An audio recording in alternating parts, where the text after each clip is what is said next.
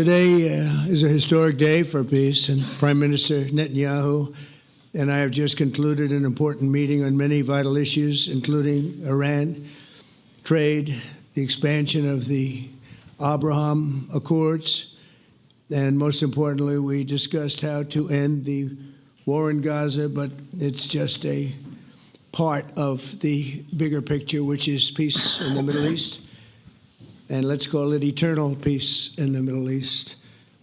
So this is far more than anybody expected, but the level of support that I've had from the nations in the Middle East and surrounding Israel and neighbors of Israel has been incredible, incredible. Every single one of them. This afternoon, after extensive consultation with our friends and partners throughout the region, I'm releasing our principles for peace, which people have really liked, I must say.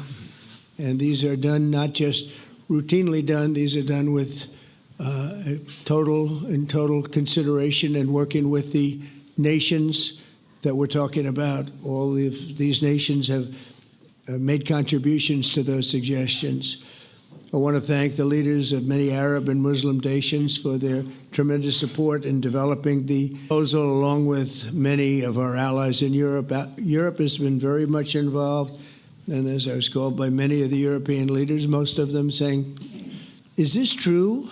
Are you really doing peace in the Middle East? This is the most incredible thing we've heard. Some think it's the biggest thing they've ever heard. People involved in this one. I also want to thank Prime Minister Netanyahu for agreeing to the plan and for trusting that if we work together, we can bring an end to the death and destruction that we've seen for so many years, decades, even centuries, and begin a new chapter of security, peace, and prosperity for the entire region. And I want to just say that my meetings and dialogue that we had with so many countries, Saudi Arabia as an example, the king is a phenomenal person. The Emir of Qatar, he's incredible people. UAE, and that's MBZ and ABZ. We're totally involved. These are the people that we've been dealing with and who've been actually very much involved in this negotiation, giving us ideas, things they can live with, things they can't live with. Pretty complex.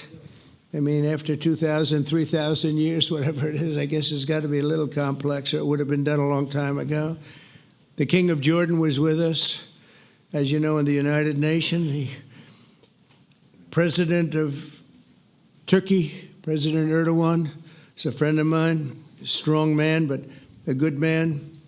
President of Indonesia, somebody who's an amazing leader. Prabowo, he is an amazing leader and respected by everybody. He was in the room with us. We were together with most of these people that I'm mentioning. Others were by phone or the next day. The Prime Minister and the Field Marshal of Pakistan, they were with us right from the beginning. Incredible. In fact, they just put out a statement that they fully believe in this pact. It just came out just as I was walking around. They said, sir, you have a big notice from the Prime Minister of Pakistan and from the Field Marshal that they back this 100%. President El-Sisi of Egypt, who's terrific. And these are people I've gotten to know over the years. I mean, I would say it started around 2015 and then went into 2016 when the presidency officially began. But I've known him actually for a long time, and there are many cases really great men. I can't say in all cases, but I will tell you in many cases they're great men and some great women too. They tend to be mostly men, however, I will say that. But if accepted by Hamas, this proposal calls for the release of all remaining hostages immediately, but in no case more than 72 hours. So the hostages are coming back, and I hate even saying this from the standpoint, doesn't sound right, but it is so important to the parents. The bodies of the young men, I believe in almost all cases, the young men are coming back immediately. I met with parents. The parents felt as strongly about getting the body of their dead boy back as they did as though the boy were alive and well. It's so important to them.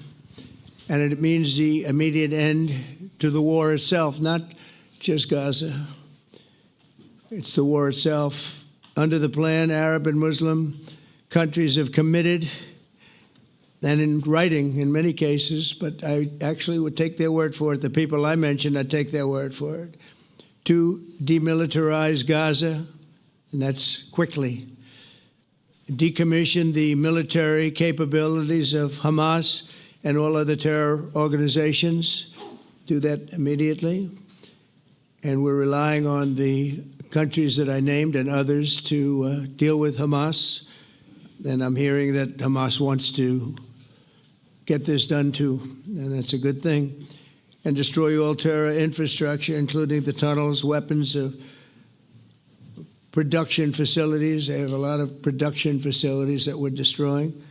They'll also help train local police forces in the areas that we're discussing right now, in particular in and around Gaza, working with the new transitional authority in Gaza. All parties will agree on a timeline for Israeli forces to withdraw in phases. They'll be withdrawing in phases. No more shooting, hopefully, as progress is made toward achieving these goals. Arab and Muslim nations need to be allowed the chance to fulfill these commitments of dealing with Hamas. They have to deal with them because they were the one group that we have not dealt with. I haven't dealt with them.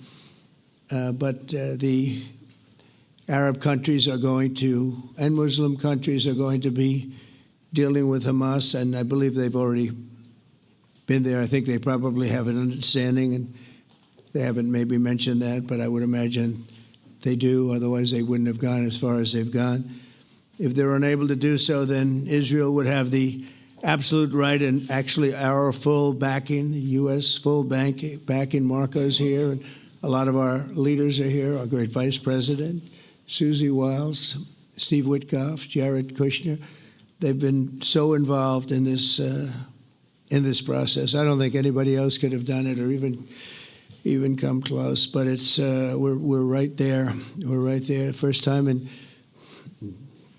thousands of years, I think you can probably say, if you really look into it, if you study back, if you're a scholar, you would say thousands of years. Israel would have my full backing to finish the job of destroying the threat of Hamas. But I hope that we're going to have a deal for peace.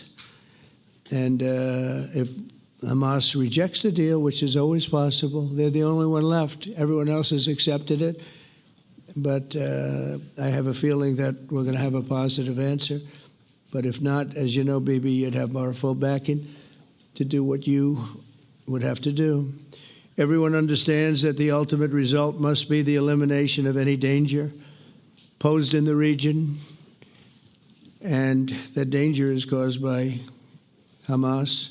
The tyranny of terror has to end, and this is, again, something that we're looking for. This is eternity. This is for forever. To ensure the success of this effort, my plan calls for the creation of a new international oversight body, the Board of Peace, we call it, the Board of Peace, sort of a beautiful name, the Board of Peace, which will be headed, not at my request, believe me, I'm very busy, but we have to make sure this works. The leaders of the Arab world and Israel and everybody involved asked me to do this, so it would be headed by a gentleman known as President Donald J. Trump of the United States. That's what I want, is some extra work to do, but it's so important that I'm willing to do it, and we'll do it right, and we're going to put leaders from other countries on, and leaders that are very distinguished leaders, and we'll have a board, and one of the people that wants to be on the board is the UK former Prime Minister, Tony Blair, good man, very good man, and some others, and they'll be named over the next few days, and it'll be quite the board. working. Everybody wants to be on it now. I don't know if that had anything to do. They named me and everybody else wanted to be on it. I guess they figure, well, he's a soft touch. He'll be easy to deal with. Working with the World Bank and others, it will be responsible for recruiting and training a new government that will be made up of Palestinians along with highly qualified experts from all around the world. Hamas and other terrorist factions will play no role in the board, but they'll play no role in the governance of Gaza at all, directly or indirectly. As you know, thousands of Hamas leaders have been killed and soldiers have been killed. And we can never forget October 7th, but thousands have paid the price for that. And now it's time to get our hostages back and get back to trying to build something that's really great and very important. In our meeting today, Prime Minister Netanyahu was very clear about his opposition to a Palestinian state. And he continuously mentions October 7th, and I understand that. Most people do. And I understand and respect his position on many things, but what he's doing today is so good for Israel. I notice that they have large crowds gathering in Israel all the time, and they have my name up. They like me for whatever reason, maybe I don't know, but they do like me. But they say two things: please get the hostages back, and please end the war. They've had it. It's had it. So I think it's a very popular thing you do, because he's a warrior. He doesn't know about getting back to a normal way of life, but he is a warrior, and Israel's lucky to have him. But now the people want to get back to peace. They want to get back to normalization in a true sense. Several countries have foolishly recognized the Palestinian state. As you know, some of our European friends, allies, good people, but they're really, I think, doing that because they're very tired of what's going on for so many decades. They've been presidents and prime ministers for years, and during this time, having to do with the Middle East, all they're doing is talking about the same thing over and over. They want to see it get back.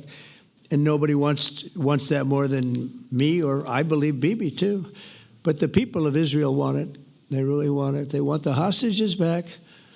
That includes the probably 32 bodies that we're talking about, 20 people that are living, 32 or so people that are dead, and they want to have peace. So let us not forget how we got here. Hamas was elected by the Palestinian people. Israel withdrew from Gaza thinking they would live in peace. Remember that a long time ago, they withdrew. They said, you take it. This is our contribution to peace. But that didn't work out. That didn't work out. It was the opposite of peace. They pulled away. They let them have it.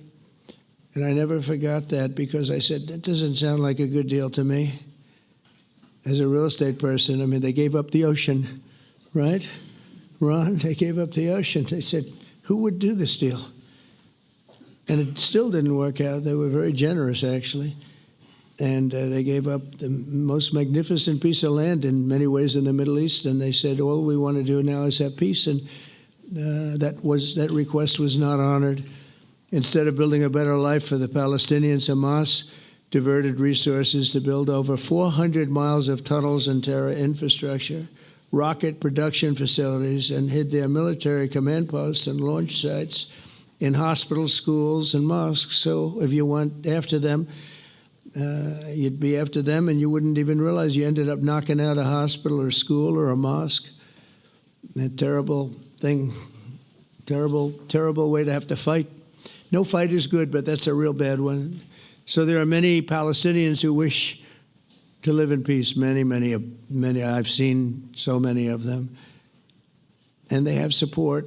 And I challenge the Palestinians to take responsibility for their destiny, because that's what we're giving them. We're giving them responsibility for their destiny, fully condemn and prohibit terrorism and earn their way to a brighter future. They don't want the life that they've had. They've had a rough life with Hamas. If the Palestinian Authority does not complete the reforms that I laid out in my vision for peace in 2020, They'll have only themselves to blame. We're giving them an amazing footprint, and they have amazing support from the leaders of the Arab world and the Muslim world, the great leaders. These are great leaders. These are unbelievable leaders that have built great countries and very wealthy countries.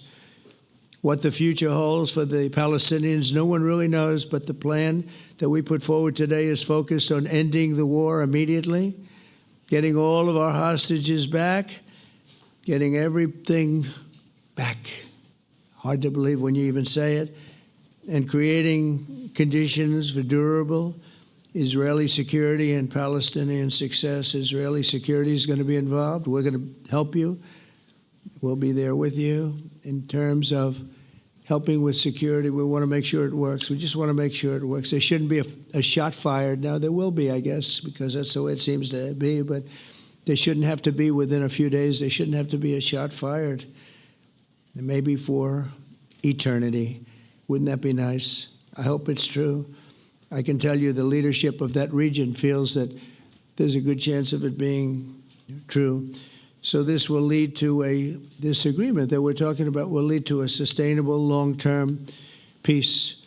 No president in history has been a greater friend of the state of Israel than I have, in addition to negotiating the Abraham Accords. I like to say it that way because the real people, that's what they call Abraham. I would say Abraham, but it's so much nicer when you say Abraham. So much more elegant. But the Abraham Accords